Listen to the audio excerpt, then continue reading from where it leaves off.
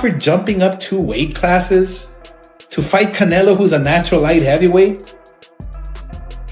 Crawford, who couldn't push back Madrimov? Life and death with Madrimov. What do you think Canelo's gonna do to him? Run him out of the ring!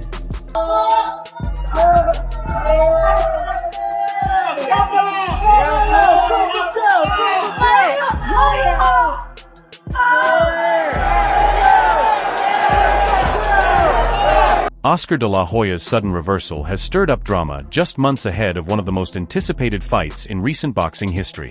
In a recent interview, de la Hoya revealed that he once thought Crawford would come out on top against Canelo, but now he's doubtful. Crawford didn't hold back, blasting de la Hoya's comments and claiming they've only made his victory easier. Hello, and he fights at 168 plus, so I don't see me and him fighting, so... What's the highest you could fight at, realistically? I would say 154 realistically. 154. You know, So them boys get big up there. Them boys get big up there. And I'm not a person to, toot my own. Initially, de la Hoya was firmly in Terence Crawford's corner, confident that he could beat Canelo any time. He pointed to Crawford's natural size and even suggested he could compete at 168 pounds if he chose to. That signaled his belief in Crawford's adaptability, power, and ring IQ. De la Hoya even referenced the classic saying, "A good big man beats a good little man," but insisted Crawford wasn't the little man in this case. However, in a surprising twist, de la Hoya has now changed course, calling the matchup one-sided in Canelo's favor and downplaying Crawford's chances, calling it almost a mismatch. In cards, it will be 4 fights, and we will have Canelo Crawford and the co-main event, and 2 fights. One of them is Gerald and Miller, if we finish it. Then there is another card start earlier for free for everywhere. We are thinking to put around from 6 to 10 fights. Terence Crawford wasn't going to stay quiet after de la Hoya's sudden switch. He responded in a calm yet direct way, pointing out that de la Hoya kept changing his stance. One moment he praised Canelo, the next he didn't, making it clear the September 13th fight is more than just a battle of big names and belts. It carries serious historical weight. If Crawford defeats Canelo and becomes undisputed in a 3rd weight class, it would be a first in men's boxing. Not even greats like Sugar Ray Leonard, Roy Jones Jr., or Floyd Mayweather achieved that. While some already see Crawford as an all-time great, a win here would push his name even higher. And even with his skills and accomplishments, critics still question him, especially when it comes to his list of opponents. All about making history. I was the first 2-time undisputed champion of the world. I'm gonna show you the first 3-time undisputed champion.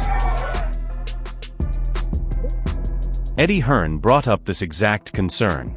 While he praised Crawford's talent, he also noted the lack of major fights against top-tier opponents during their prime years. Hearn clarified that it wasn't a criticism of Crawford, but rather a reflection on how the boxing system failed to match him with marquee names at the right time. Crawford's best victories, such as his win over Ricky Burns, are solid, but don't measure up to the star-studded resume of Canelo Alvarez. Even dominant performances over Kell Brook, Amir Khan, and Errol Spence Jr. come with asterisks. Many fans believed Brook and Khan were past their prime when they faced Crawford, and Spence carried question marks after a major car crash and a long recovery period before stepping into the ring. out Charlo. Oh, you really think that he's gonna knock out Crawford? I would pick Terence Crawford to beat a Canelo Alvarez, even at 168. Everybody can call me crazy and whatever you want to say. I get it. Y'all didn't believe me when I told you about Spence, but trust me, Crawford will figure out a way. I know a secret y'all don't know, and I ain't gonna tell you why I would pick Terence Crawford, but it's part of the secret is the reason why I'm picking him to win. Canelo, on the other hand, brings a resume stacked with elite-level opponents. From Floyd Mayweather and Gennady Golovkin to Sergey Kovalev, he's competed across multiple weight classes, also facing names like Miguel Cotto and Caleb Plant in his pursuit of titles and legacy. While some of those victories, like the ones over Golovkin and Kovalev, came with complications such as age, timing, or controversy, there's no denying Canelo has consistently taken on top-tier competition. That's why, even with their past differences, figures like De La Hoya and Hearn might see the edge going to him. Canelo isn't just the naturally bigger fighter, he's also been through more high-stakes battles against higher-caliber opposition. I said before, he's a great fighter. But if you look at his career, mention one elite fighter. Just mention me one elite fighter. So Poster wasn't elite? I've said it before, Crawford is a great fighter. But when you really break down his career, name one truly elite opponent. Just give me one. You can't.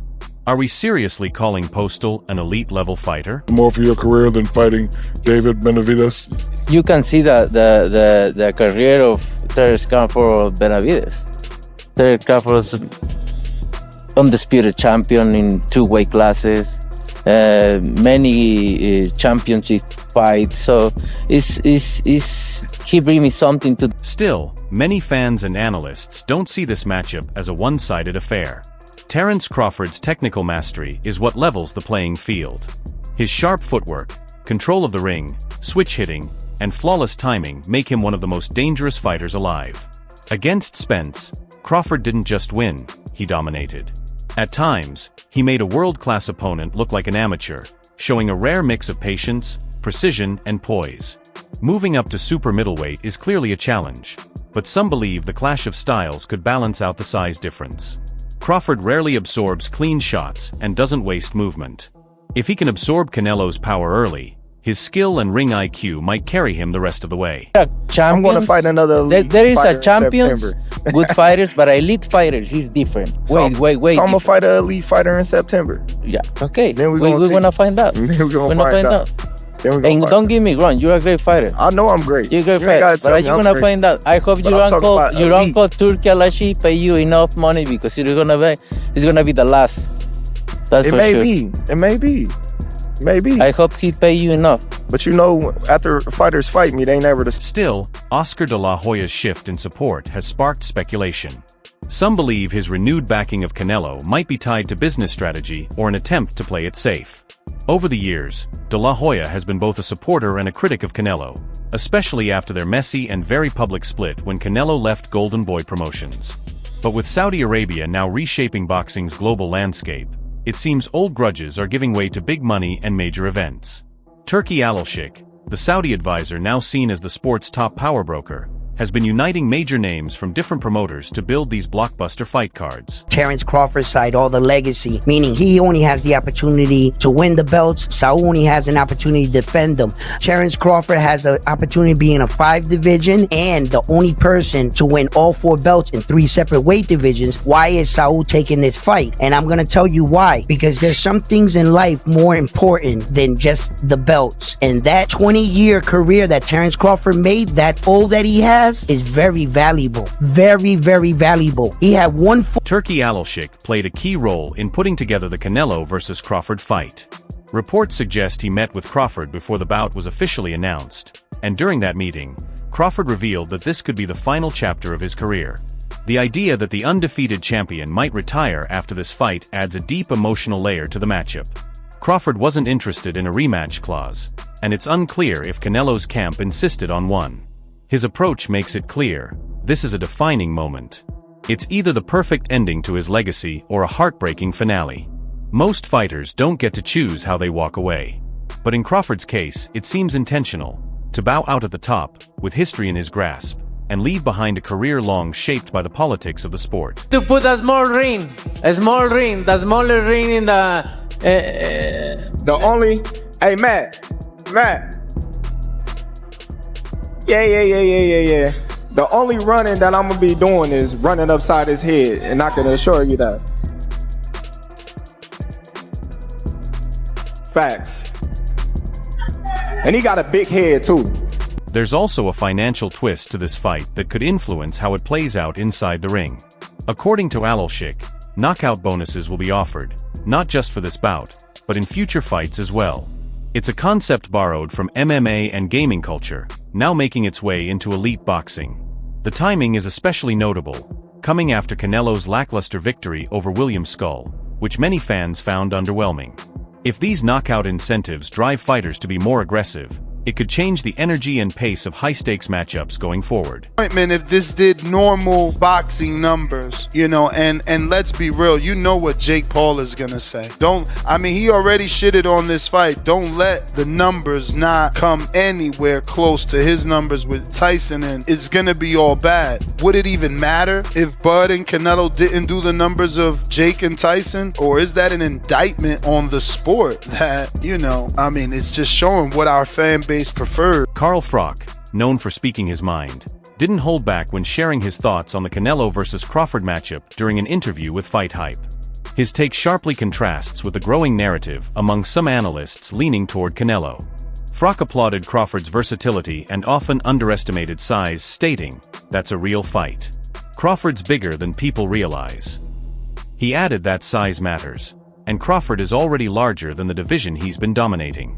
Froch believes Crawford will naturally fill out and feel comfortable at the higher weight.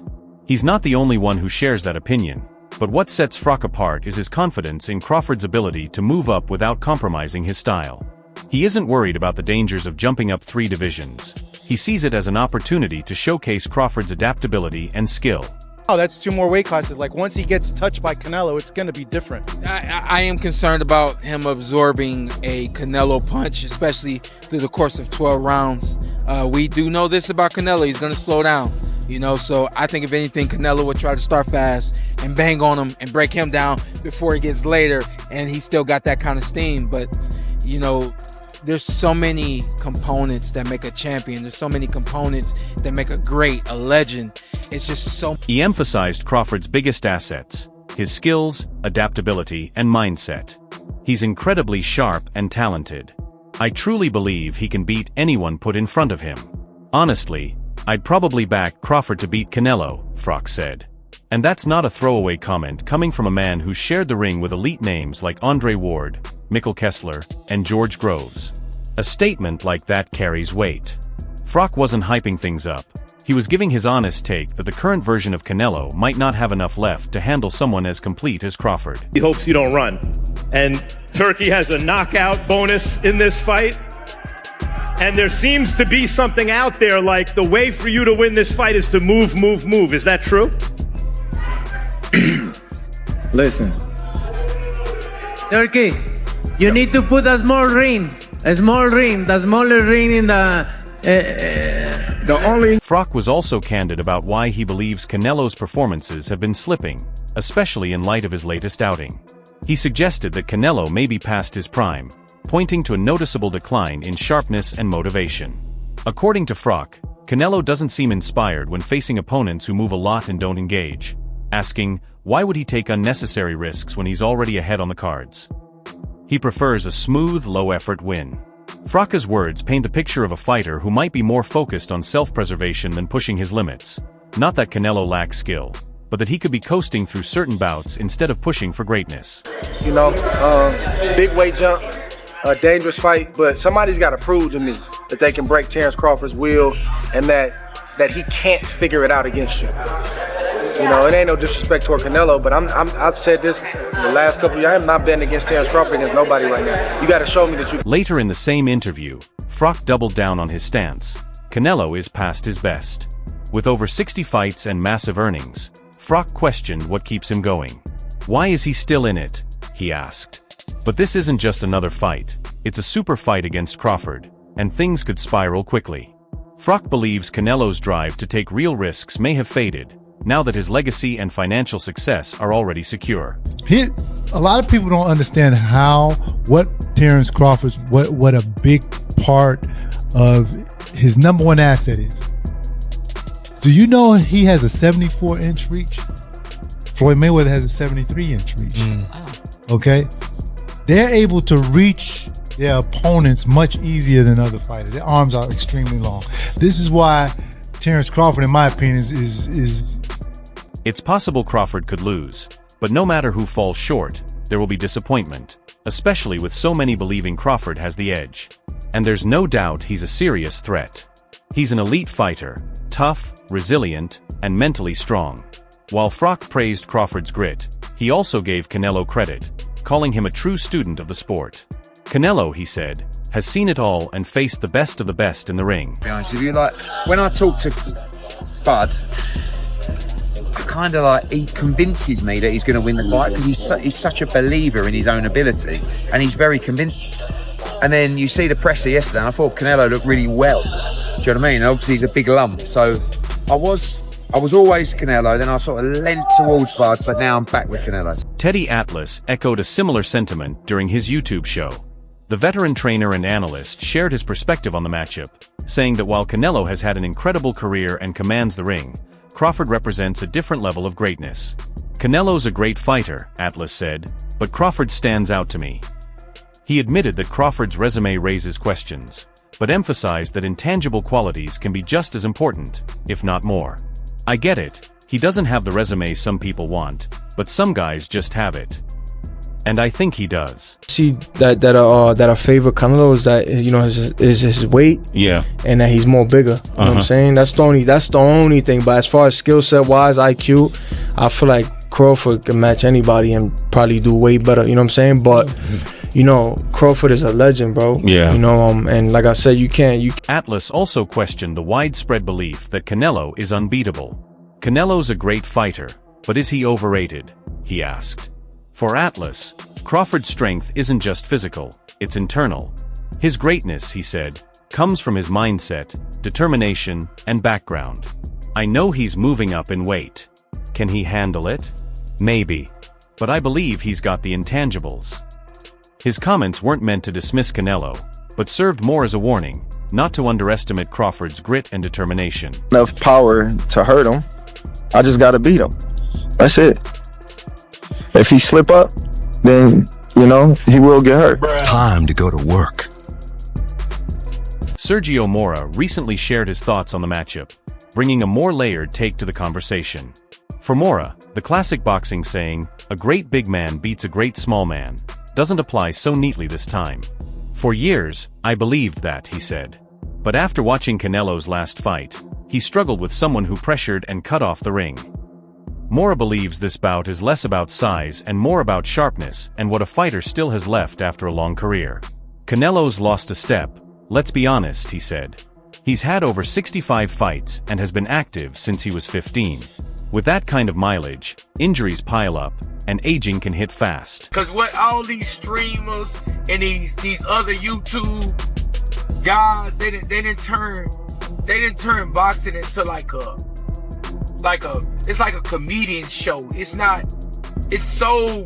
just putting anybody in the ring. So Crawford and Canelo, good thing that fight is coming, because it's kind of put some kind of legitimacy back to boxing. Would you ever think a few years ago you would say? Interestingly, Mora pointed out something that often gets overlooked. Crawford, despite appearing older, is actually younger than Canelo. Believe it or not, he's the younger man, Mora said. But what stands out is that Crawford doesn't carry the wear and tear in his body or eyes. Physically and mentally, he may have the energy that Canelo seems to be losing. Mora also noted that Crawford has been adding weight with intention, not just bulking up, but doing it smart. He's just a mean dude, Mora said. He's filling out the right way, he looks taller and has broader shoulders than Canelo. His point was clear, Crawford isn't just putting on pounds, he's transforming himself to meet the moment. Crawford, Garcia's breakdown isn't just about raw talent. It's about the strategic elements that could tip the scale in favor of the Mexican superstar. Robert, what's a smart bet on Crawford-Canelo? Canelo by knockout or Canelo by decision? Crawford by decision. And you have to bet? Yes. I say Canelo by decision. I've always been saying, I think Canelo at the end, obviously his strength, his weight, experience probably takes over. Garcia's analysis makes... Ward didn't hold back either. No disrespect to Canelo, he said, but I've said it before, I'm not picking against Terence Crawford right now, no matter who he's facing. You've got to show me you can beat him in the ring. For Ward, the real debate isn't about who has the flashier resume or who's been competing at higher weight classes longer. The focus, he emphasized, is on who can survive the kind of fight Crawford brings.